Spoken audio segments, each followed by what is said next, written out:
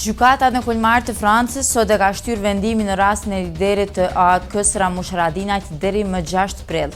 Pas përfundimit të seancës e cila zgjati vetëm pak minuta, Haradinaj tha se është peng politik, ndërsa shtyerjen e ka quajtur abuzim nga kjo gjykatë.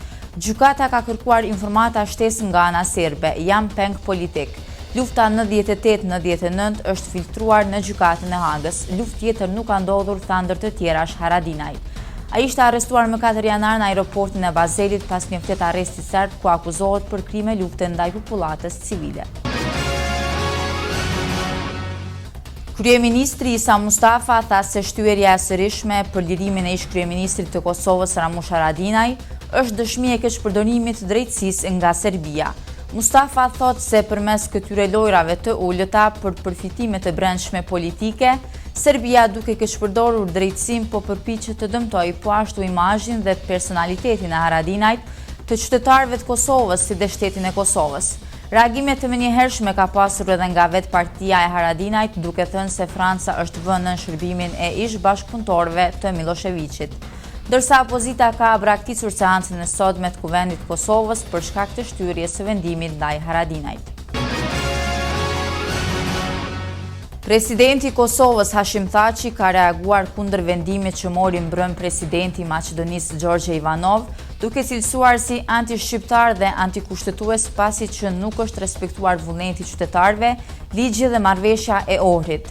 Thaçi theksoi se shqiptarët në Maqedoni janë shtetformues dhe se duhet të marrin fatin dhe të drejtat e tyre në duart të veta. Gjorgje Ivanov dje mori vendim për të mos i dhënë mandatin Zoran Zaevit për partitë shqiptare në Maqedoni. Presidenti francez François Hollande urdhëroi që të mobilizohet çdo gjë që është e nevojshme për të siguruar që zgjedhjet presidenciale në prill dhe maj të kalojnë pa sulme kibernetike dhe sulme të tjera. Hollande të mërkurën zhvilloi një takim të veçantë me temë mbrojtjen për të vlerësuar gjendjen e sigurisë dhe cënimet e mundshme të sigurisë gjatë zgjedhjeve. Një ditë më parë, një snajper i policisë aksidentalisht shkrepi një plumb nga arma e tij, ndërsa Hollande përmbante një fjalim. Bokseri shqiptar Robin Krasniqi do të kërkojë të mbajë lart ngjyrat e flamurit kombëtar. Në sfidën që vlen shumë drejt titullit botror për peshat super të mesme kundër gjermanit me origjinë armene Artur Abraham, 29 vjeçari shqiptar synon të çelë rrugën për duelin e titullit botror disa muaj më pas.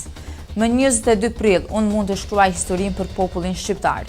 Populli im në Kosovë dhe në Shqipëri nuk më konsiderojnë vetëm si një sportist, por si një pjesëtar i familjes së tyre, thekson Krasniqi. Për të tjera informacione vizitoni gazetën online parotlla.net. Mirupafshim.